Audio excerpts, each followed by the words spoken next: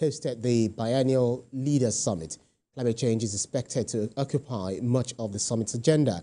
This comes as King Charles has championed awareness of the problem for decades, and leaders are expected to agree to an ocean declaration pledging fresh, but as yet unspecified commitments.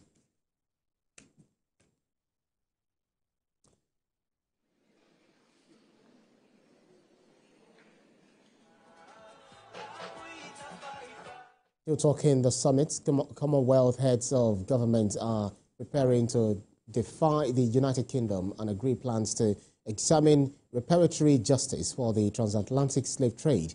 This comes as Downing Street insists the issue is not on the agenda for the summit of 56 Commonwealth countries, which begins in the Pacific island nation of Samoa on Friday.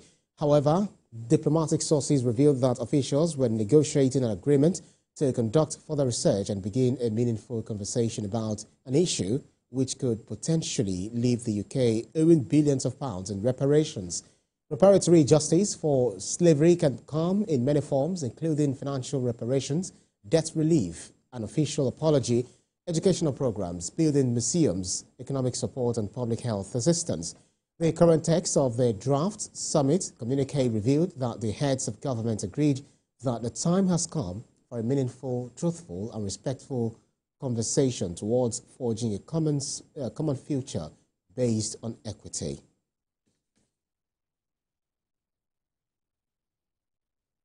Now let's take you to the Middle East, where Gaza's health ministry has revealed that Israeli attacks on Gaza have killed 55 Palestinians and wounded 132 in the last 24 hours. This comes as Lebanon's health ministry said at least one person was killed and 5 wounded as Israel carried out at least 17 attacks on Beirut's southern suburbs overnight. There is more in this report.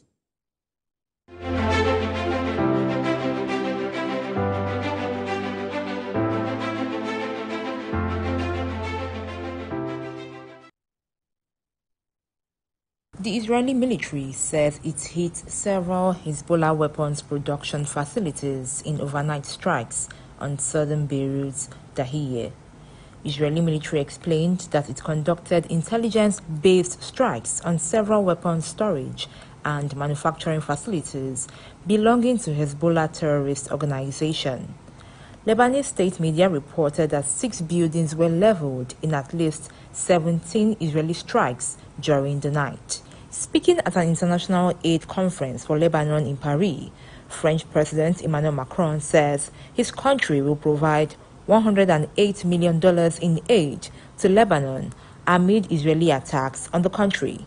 President Macron reiterated his call for a ceasefire between Israel and Lebanon, adding that he regretted that Iran had backed Hezbollah against Israel, but also criticized Israel's operations in the south of Lebanon. Still on the conflict in the Middle East, reports say 16 Palestinians, including 4 children, have been killed as a result of an Israeli airstrike targeting a school sheltering displaced families in the Nuseirat refugee camp in central Gaza Strip. Those injured in the attack, which took place at rush hour around noon, have been taken to nearby hospitals. More than 1 missile was used in the area, which was close to the local market. The Red Crescent revealed that some bodies have been moved to an ambulance following the strike. Iranian President Masoud Pezeshkian has slammed the UN Security Council for failing to tackle the Middle East conflict.